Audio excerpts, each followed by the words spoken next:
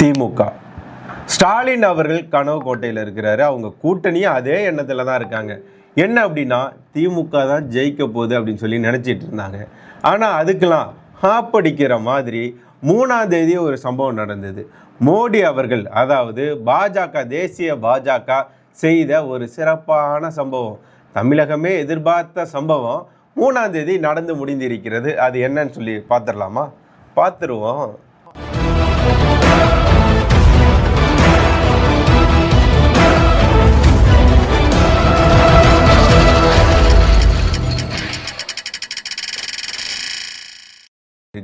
இதற்கான பதிலை நம்ம கடைசியாக பார்ப்போம். அதற்கு முன்பாக 3ஆம் தேதி என்னப்பா நடந்தது அப்படின்னா, தமிழக மக்கள் எதிர்பார்த்தபடி பாஜகவின் வேட்பாளர் பட்டியலானது அறிமுகமானது, வெளியிடப்பட்டது. தேசிய பாஜக அருண் சிங், பாஜகவின் தேசிய பொதுச் செயலாளராக இருக்கக்கூடிய அவர் வெளியிட்டிருந்தார். அதில் 27 தொகுதிக்கான வேட்பாளர் பட்டியல் அதில் யார் யார் வெற்றி வேட்பாளர் அப்படின்றத பார்த்துடலாம்.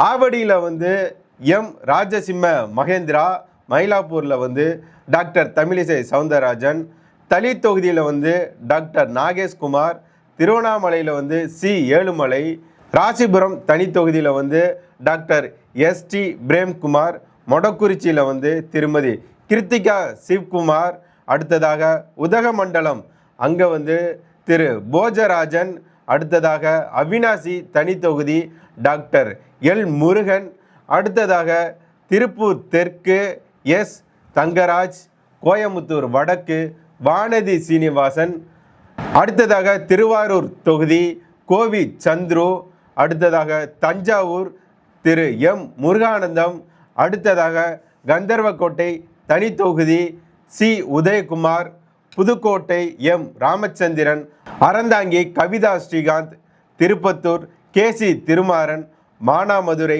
தனி தொகுதி பொன் வி பாலகணபதி, மதுரை தெற்கு பேராசிரியர் ராம சீனிவாசன், சாத்தூர் நயினார் நாகேந்திரன், அடுத்ததாக ராமநாதபுரம் தொகுதி ஜிபிஎஸ் கே நாகேந்திரன் அவர்கள், அடுத்ததாக திருச்செந்தூர் KRM ராதாகிருஷ்ணன் அவர்கள், வாசுதேவநல்லூர் தனி தொகுதி திரு ஆனந்தன் ஐயாசாமி, அடுத்ததாக ராதாபுரம் தொகுதி SP பாலகிருஷ்ணன் அவர்கள், நாகர்கோவில் தொகுதி திரு MR காந்தி அவர்கள், வாழும் காந்தியாக இருக்கக்கூடிய, எளிமையின் சிகரமாக இருக்கக்கூடிய வெற்றி வேட்பாளர் MR காந்தி அவர்கள் மீண்டும் அந்த தொகுதியில் போட்டியிடுகிறார்.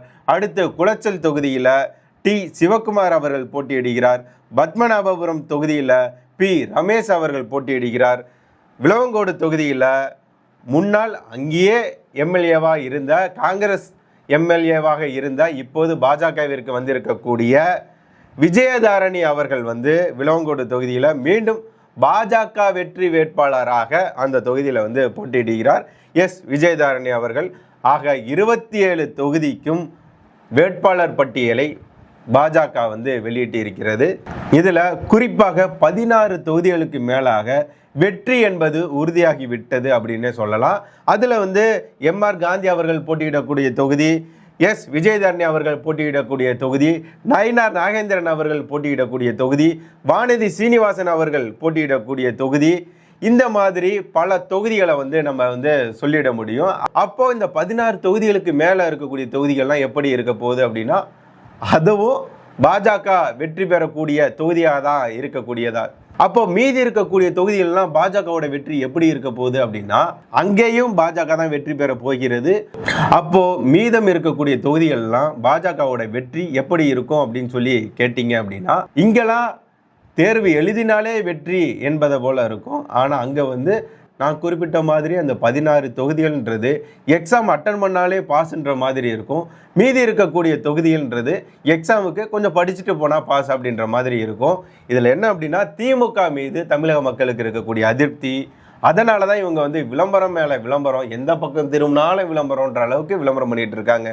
இன்னொன்று, இவங்க வெற்றி பெற்று ஆட்சி அமைத்தால் முதல்வராக யார் இருப்பா அப்படின்னா உதயநிதி அவர்கள் தான் இருக்க போகிறார் அப்படின்றதும் அந்த கட்சியினர் மத்தியிலும் மக்கள் மத்தியிலும் பெரிய அதிருப்தியை உண்டாக்கி இருக்கிறது. இதனாலேயே இவங்க ஆட்சிக்கு வர முடியாத சூழ்நிலை இருக்குது. அது மட்டும் இல்லாமல் ஆட்சிக்கு இந்த 5 வருடங்களில் சொன்ன வாக்குறுதியை நிறைவேற்றவில்லை.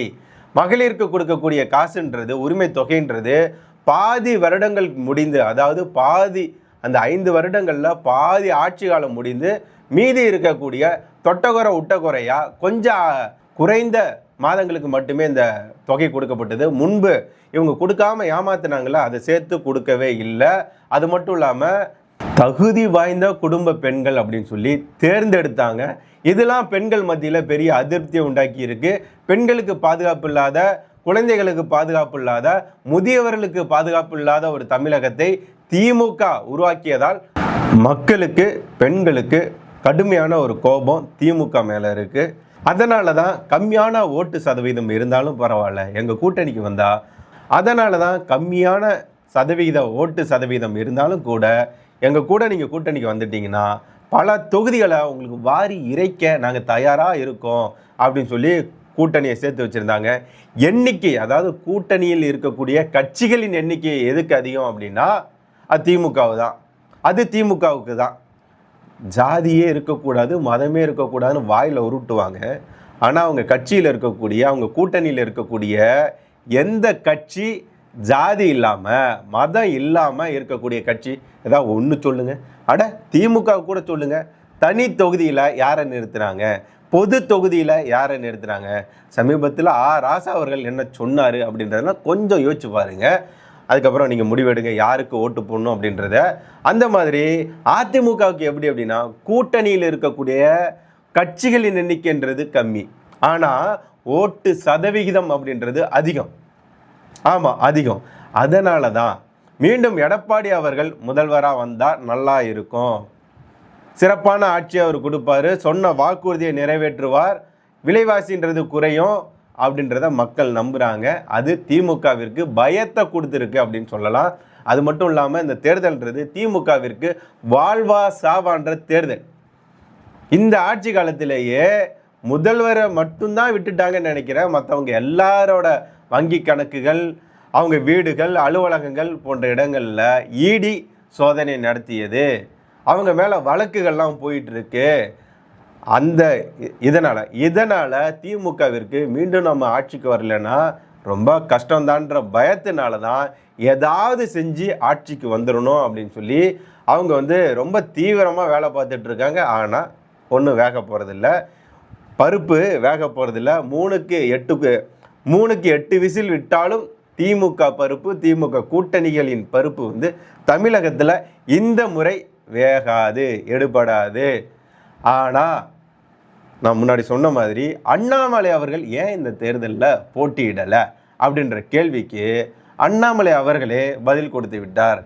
நான் இந்த தேர்தலில், இந்த வரக்கூடிய தேர்தலில் போட்டியிட விரும்பவில்லை அப்படின்னு சொல்லி அவரே கடிதம் கைப்பட எழுதி அனுப்பியிருப்பதாக பேசியிருந்தார்.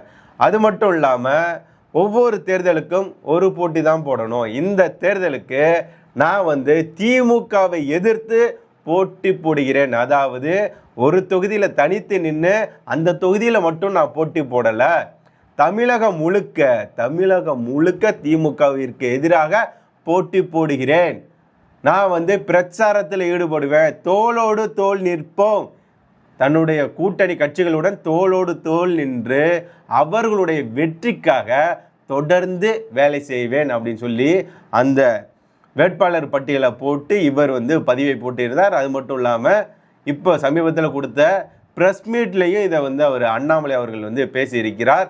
அண்ணாமலை அவர்கள் ஏற்கனவே நடந்த தேர்தலில் அவர் பல மாவட்டங்களுக்கு சென்று வேட்பாளர்களுக்கு வாக்கு சேகரிக்கக்கூடிய நேரம் கூட தனக்கு கிடைக்கல அப்படின்றத இப்போ அவர் சொல்லியிருந்தார். ஆனால் இப்போ எனக்கு அந்த மாதிரி இல்லை, நேரம் இருக்குது. அதாவது இவர் வேட்பாளராக இருந்திருந்தார்னா இவரால் மற்ற தொகுதிகளுக்கு சென்று ஆதரவு கேட்டு வாக்கு கேட்டு திமுகவை தோல் உரித்து தொங்க விட இவருக்கு நேரம் இல்லாமல் இருந்திருக்கும். ஆனால் இப்போ அப்படி இல்லை. ஏங்க, அண்ணாமலை அவர்களை ஒரு எம்எல்ஏவாக பார்க்கணுன்னு ஆசைப்பட்றீங்களா, இல்லை ஒரு முதல்வராக பார்க்கணும், அமைச்சராக பார்க்கணுன்னு ஆசைப்பட்றீங்களா, இல்லை மத்திய அமைச்சராக பார்க்கணுன்னு ஆசைப்பட்றீங்களா, இல்லை பிரதமர் வேட்பாளராக பார்க்கணுன்னு ஆசைப்பட்றீங்களா? எல்லாரும் சொல்லுவாங்க அண்ணாமலை அவர்கள்ன்றது தேசிய பாஜகவின் முகம், அதாவது அவர் அடுத்த பிரதமருக்கான முகம் அவர் தான். தமிழகத்தில் இருந்து ஒரு பிரதமராக ஒருத்தர் வரார் அப்படின்னா அது அண்ணாமலை அவர்களாக இருப்பார் அப்படின்னு சொல்லி எல்லாரும் நம்புகிறாங்க. அதனால் ஏன் இந்த தேர்தலில் போட்டியிடலை அப்படின்ற கேள்வியே இங்கே தேவையில்லை. அவர் தாங்க தமிழ்நாடு மட்டும் இல்லைங்க, கேரளாவுக்கு போயும் பாஜகவிற்கு ஆதரவாக வாக்கு சேகரிக்க போகிறாரு, பிரச்சாரத்தில் ஈடுபடுறாரு. பாண்டிச்சேரிக்கு போய் பிரச்சாரத்தில் ஈடுபடுறாரு, மும்பைக்கு போய் பிரச்சாரத்தில் ஈடுபட்டார். இந்த மாதிரி எங்கே இந்தியா முழுக்க தேர்தல் நடந்தாலும் அங்கே அண்ணாமலை சென்று பிரச்சாரம் செய்யக்கூடிய தேசிய தலைவராக அண்ணாமலை அவர்கள் உருவெடுத்திருக்கிறார். அதனால் இந்த எம்எல்ஏ சீட் அவர் கிடைக்கலன்னு சொல்லி அவர் ஆதங்கப்பட மாட்டார். அவருக்கு ஒன்றே ஒன்று தான் குறிக்கோள், தமிழகம் வளரணும், சுதந்திரமாக இருக்கணும், பாதுகாப்பாக இருக்கணும் பெண்கள்லாம் அப்படின்றதான் அவருடைய குறிக்கோள். அதை நிறைவேற்றுவதற்காக இந்த தேர்தலில் அவர் கடுமையாக பணியாற்ற போகிறார். அப்போ போன தேர்தலில் என்ன பண்ணார்? கடுமையாக தான் பணியாற்றினார். அதனால தான் வாக்கு சதவீதம்ன்றது அதிகமாச்சு. இப்போது வெற்றின்றது அதிகமாக போகுது. வெற்றி பெற்று சட்டமன்றத்திற்கு செல்லக்கூடிய பாஜகவின் எம்எல்ஏ எண்ணிக்கைன்றது உயரப்போகிறது. ஏற்கனவே 4 இருந்ததா, இந்த முறை 27 1 2 நாள் 27 வேட்பாளர்களும் சட்டமன்றத்துக்குள்ள நுழைய போகிறார்கள். இதற்கு மோடி அவர்களும், அண்ணாமலை அவர்களும், அமித்ஷா அவர்களும், நயனார் நாகேந்திரன் அவர்களும், வானதி சீனிவாசன் அவர்களும், தமிழிசை சவுந்தரராஜன் அவர்களும், கருப்பு முருகானந்தம் அவர்களும், எல்லாருமே எல்முருகன் யாராக இருந்தாலும் கடுமையாக உழைத்து இந்த முறை பாஜகவிற்கான, தேசிய ஜனநாயகத்திற்கான, தேசிய ஜனநாயக கூட்டணிக்கான வெற்றியை உறுதி செய்ய போகிறாங்க. அண்ணாமலை அவர்களை பாஜக ஓரங்கட்டுகிறதான்ற கேள்வியே இருக்கக்கூடாது. ஏன் அப்படின்னா 3ஆம் தேதி வேட்பாளர் பட்டியலை வெளியிட்ட பிறகு மோடி அவர்கள் தமிழகம் வந்திருந்த போது சென்னையில் நடந்த ஆலோசனை கூட்டத்தில் அண்ணாமலை அவர்களும் முக்கிய நபராக கலந்து கொண்டிருக்கிறார். ராஜாவுக்கு உடம்பு சரியில்லைங்க, அவர் சந்தித்து உடல் நலம் குறித்து விசாரித்திருக்கிறார். பாருங்க, பாரத பிரதமர் நரேந்திர மோடி அவர்களின் குணத்தை பாருங்க.